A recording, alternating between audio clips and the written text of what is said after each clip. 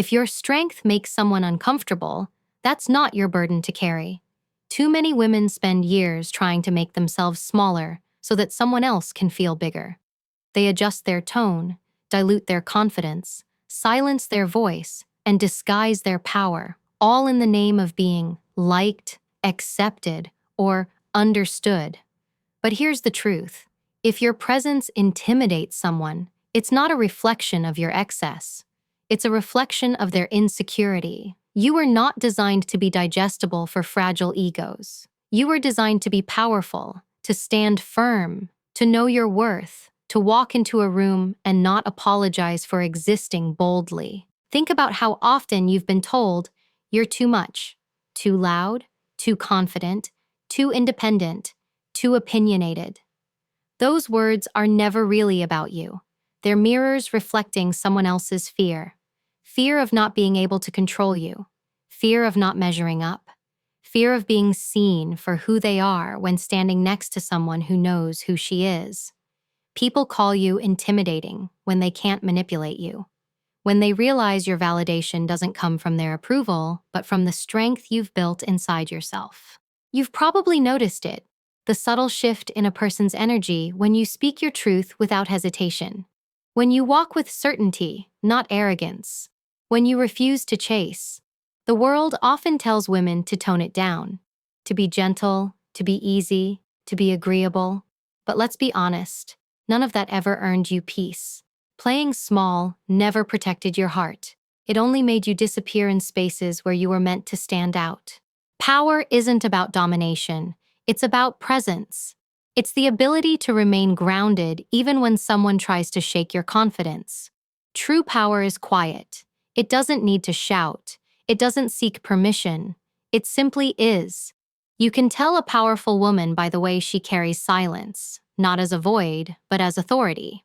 She knows she doesn't owe anyone an explanation for existing fully. And that kind of woman will always be called intimidating by those who haven't learned to stand in their own light.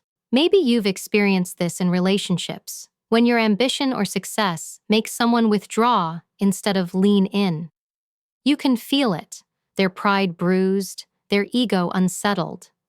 They may say they admire your drive, but deep down, they're keeping score. They don't want to match your energy, they want to tame it. They'll tell you they love your confidence until it stops revolving around them. They'll admire your strength until it forces them to face their weakness. But understand this, the moment you dim your light to make someone else feel comfortable, you lose your alignment with who you truly are. Every time you silence yourself to maintain peace, you create inner chaos. The wrong person will mistake your strength for threat, your independence for rejection, your clarity for criticism. The right person will see those same qualities and call them home. It's not your job to manage how others perceive your power. Your only job is to embody it with grace, confidence without cruelty, power without pride, strength without apology. That's what true composure looks like, knowing you can stand tall without stepping on anyone else, but also refusing to kneel so someone else feels taller. There's a difference between being intimidating and being respected. The people who are meant for you won't flinch at your fire. They'll respect it. They won't ask you to dim your light. They'll help you shine brighter. They won't shrink in your presence. They'll rise beside you. And that's the kind of energy you deserve to attract. So, the next time someone calls you intimidating, smile. Because what they really mean is, you can't be controlled. You can't be guilted into silence. You can't be manipulated by flattery. You've reached a level of self-awareness that no longer feeds off approval. And that's rare. Most people are addicted to validation. They need to be liked, they need to be chosen, they need to be praised. But you've learned to stand solid even when you're misunderstood. That's why people like you scare those who haven't done the work. They see in you what they've been avoiding in themselves. Courage, integrity, emotional intelligence, the strength to walk away when something no longer serves you. You remind them of the version of themselves they could be if they stopped living for the comfort of others. And that's not something everyone is ready to face. You've outgrown the need to prove yourself. You've stopped negotiating your worth with people who can't afford your presence. You've learned that peace is more valuable than approval. And once you understand that, the noise around you stops mattering. You start walking differently, you speak differently, you carry yourself with quiet assurance because you know power isn't performance, it's alignment. Stop asking if you're too much. Start asking if they're enough. Stop editing your truth so that someone else can feel comfortable in their illusion. If someone feels small in your presence, that's their work to do, not yours. You weren't sent here to soften your edges so others could feel safe in their limitations. You were sent here to stand in your full dimension, fierce, focused, and free. When you live authentically, you automatically filter out those who can't meet you there. That's not loss. That's clarity. Some people will walk away because they can't handle your growth. Let them. They're not rejecting you. They're rejecting the reflection you hold up to their own unhealed places. Strength intimidates the unprepared. Independence challenges the insecure. Self-respect confuses those who thrive on control. But that's not your problem to fix. It's their lesson to learn. Your only focus should be to stay rooted in who you are, because the moment you betray yourself for someone else's comfort, you start living in fragments. Powerful women don't chase validation. They embody truth. They don't compete, they elevate. They don't explain their worth, they demonstrate it. And when someone is truly ready for a woman like that, ready for depth, for balance, for authenticity, they won't be intimidated. They'll be inspired. So remember, the discomfort you cause in others by being your full self is not an indication that you need to shrink. It's proof that your energy speaks louder than words. You're not here to be understood by everyone. You're here to be respected by the right ones. If he's intimidated by your power, your voice, your independence, he's simply not your person. Because someone who truly values you will never be threatened by your strength. They'll see it, and instead of feeling smaller, they'll feel proud to stand next to it. They'll recognize that your power doesn't compete with theirs, it complements it. They'll understand that partnership is not about control, it's about growth. This is the moment you stop apologizing for being powerful and start recognizing that intimidation is often just admiration disguised as insecurity. When you carry yourself with calm confidence, when you honor your truth without needing permission, you become untouchable. Not because you're better than anyone else, but because you've learned the secret. The only approval that matters is your own.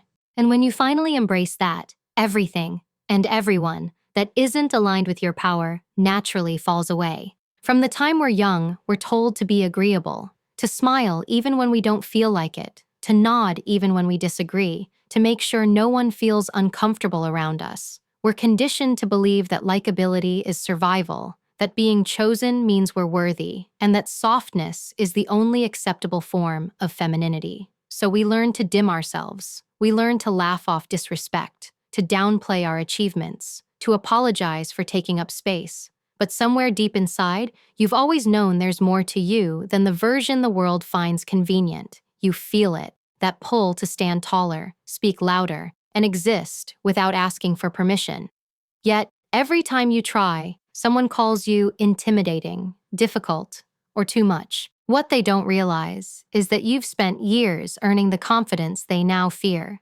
You've fought battles no one saw, carried weights no one helped you lift, and rebuilt yourself from pieces others left behind. You've grown into your strength because you had no other choice. And now, when you refuse to shrink, it threatens those who've built comfort on your compliance. People will try to make you feel guilty for your growth. They'll call you selfish for setting boundaries, arrogant for knowing your worth, cold for protecting your peace. But that's not arrogance. That's emotional maturity. It's understanding that you can care about people without abandoning yourself. There's a silent expectation placed on women to be nurturing, patient, accommodating, to be the calm in everyone else's storm, even if it means drowning quietly in your own. But what if you stopped doing that? What if you stopped apologizing for evolving beyond what others expect from you? There's nothing wrong with being kind, but there's everything wrong with confusing kindness with compliance. The world doesn't need more agreeable women. It needs more authentic ones. Women who can be gentle but firm, compassionate but self-respecting, loving but unafraid to say no. Every time you suppress your truth to maintain someone else's comfort, you teach them that your silence is for sale. Every time you make yourself smaller to be loved, you send a message that your worth depends on their acceptance. But when you finally stop chasing approval and start living in alignment with your truth, everything changes. You start attracting people who value your strength instead of resenting it. You start walking into rooms without wondering if you're too much. You stop negotiating your boundaries just to feel wanted. You weren't made to be half of yourself just so someone else can feel whole. You weren't born to fit into someone's limited idea of who you should be. The world told you to be less so others could feel more, but that's not your job anymore. Your only responsibility is to be real, not reduced, to be full, not filtered, because the moment you stop apologizing for your light, you begin to see who's truly meant to stand beside you and who only stayed because you kept yourself dim. Let's talk about what intimidation really means, because most people throw that word around without understanding it. When someone says you're intimidating, they're not talking about your behavior. They're talking about how they feel in your presence. Intimidation isn't about aggression or dominance. It's about perception. It's about how your self-assurance exposes someone else's uncertainty. It's about how your clarity makes their confusion uncomfortable. Intimidation happens when someone's sense of control collides with your sense of confidence. And often, what they call intimidating is simply you refusing to shrink, refusing to play small so they can feel big. There's a psychology behind this. People who haven't developed inner security rely on external control, control of circumstances, control of others, control of how they're perceived. When you stand firm in who you are, you disrupt that balance. You remind them that true control doesn't come from dominance. It comes from self-mastery. Your calm confidence exposes their chaos. Your boundaries highlight their lack of discipline. Your independence reminds them of their dependence. It's not that you're too strong. It's that they've built their identity around weakness disguised as superiority. You don't intimidate them because you're trying to. You intimidate them because you've stopped trying to please. Think about it. People are not threatened by weakness. They're threatened by wholeness. Weakness is predictable. It's manageable. But a person who is self-aware, grounded, and emotionally intelligent, that's unsettling. You can't guilt them into submission. You can't confuse them with flattery. You can't manipulate them with silence or withdrawal. Their worth isn't built on your validation, and that means you can't control their emotions the way you control others. That's where intimidation is born. Not from force, but from freedom. You are free in a way that others aren't, and freedom always makes control uncomfortable. And it's not just in romantic relationships. It's in workplaces, friendships, even families. The woman who asks direct questions is called difficult. The one who sets boundaries is labeled cold. The one who expects respect is told she's too demanding. But those labels are not reflections of your character. They're defense mechanisms from people who are not used to accountability. You're not intimidating. You're just clear. And clarity terrifies people who survive on confusion. Let me give you an example. Imagine a woman in a meeting who speaks with confidence, not arrogance, just certainty. She doesn't raise her voice, doesn't dominate the room. She simply knows her value and stands by her point. Watch what happens. Some will listen and respect her presence. But others, the ones still wrestling with their own insecurities, will roll their eyes, interrupt her, or call her too assertive. Why? Because her confidence demands that they evaluate their own.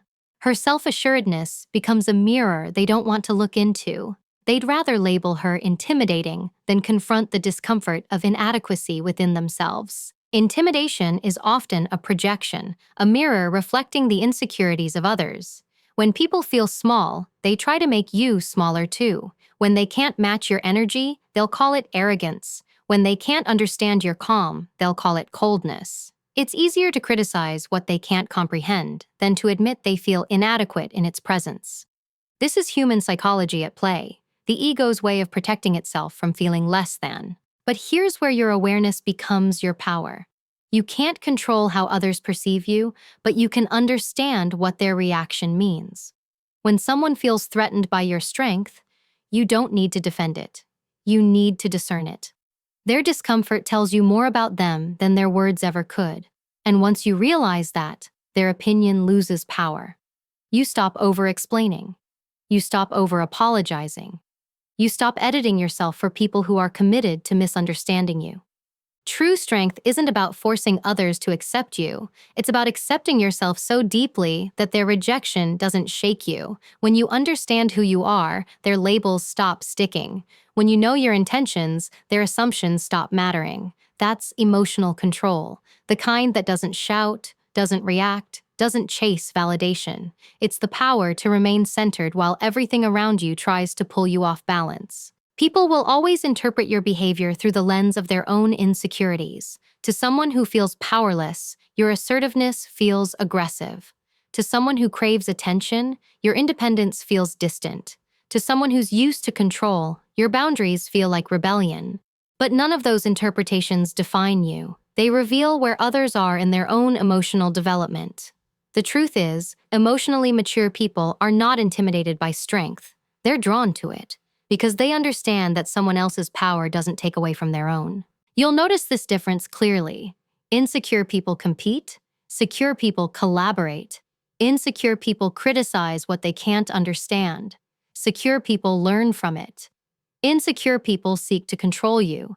Secure people respect your freedom. That's why it's so important not to internalize the word intimidating. It's not a description of your character. It's an X-ray of theirs. So when someone calls you intimidating, what they're really saying is, you make me question myself. And that's not your job to fix. You are not responsible for making someone else comfortable with your power. You are responsible for owning that power responsibly. With empathy, yes, but also with firmness. You can be kind and assertive at the same time. You can be compassionate and unshakable. You can love people deeply without letting them diminish you. That balance, that combination of strength and grace, is what truly unsettles people who haven't found it within themselves. It's fascinating how the same qualities that attract admiration can also provoke insecurity. The same confidence that inspires one person can threaten another.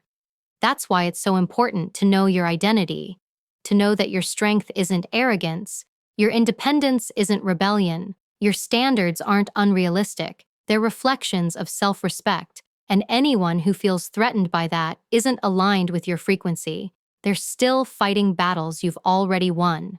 You can't shrink yourself enough to make someone else feel big, because even if you do, it won't last. You'll keep losing parts of yourself to keep their comfort intact, and they'll still feel small. Their insecurity isn't something you can fix. It's something they must face. And the truth is, your light doesn't blind them. It exposes the shadows they haven't yet confronted. So instead of asking, why do people find me intimidating? Start asking, why do I care if they do? Because once you stop caring, once you stop seeking to be understood by the wrong people, you free yourself. The goal isn't to make everyone comfortable with your power. The goal is to become comfortable with it yourself. The right people won't just tolerate your strength. They'll respect it, celebrate it, and match it. And that's the difference. The ones who are meant for you will never compete with your confidence. They'll contribute to it. They won't shrink from your fire. They'll bring their own flame to it. They won't be intimidated by your clarity. They'll feel safe in it. Because real connection isn't built on control or fear. It's built on mutual respect and balance. So when someone says you're intimidating, hear what they're really saying. You've reached a level of self-mastery that I haven't. And instead of shrinking, smile. You've become a mirror they're not ready to face. And that's not a reason to soften who you are. It's a reminder that your presence alone is a lesson for anyone brave enough to learn from it. At some point, you have to stop measuring your worth by how others respond to your strength. You have to stop seeing rejection as a reflection of your value. Because here's the truth. Your worth doesn't rise or fall based on who chooses to stay or who walks away. It isn't determined by how comfortable others are around your power. It's determined by how you see yourself when the noise fades. The real power lies in the moment you stop chasing validation and start owning your presence.